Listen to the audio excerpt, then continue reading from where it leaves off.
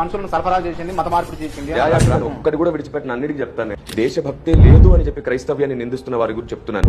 దేశభక్తి లేకపోతే ఈ రోజు సైనికులు క్రైస్తవులు ఉన్నారు.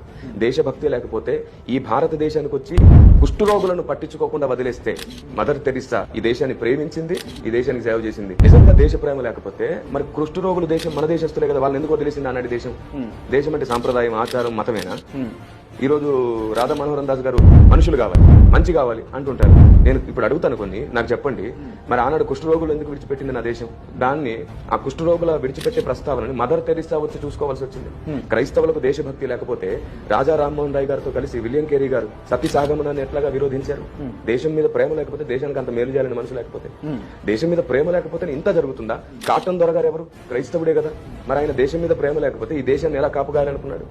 చూడండి, భారతదేశంలో దేశం మీద ప్రేమ లేకపోతే గాంధీజీ గారితో కలిసి క్రైస్తవులు పోరాడేవారే కాదు. టైటస్ గారు ఎవరు? క్రైస్తవుడే కదా. గాంధీజీ గారితో పోరాడే. కాబట్టి క్రైస్తవులకు దేశభక్తి లేకుండా చేస్తారనేది తప్పుడు నింద.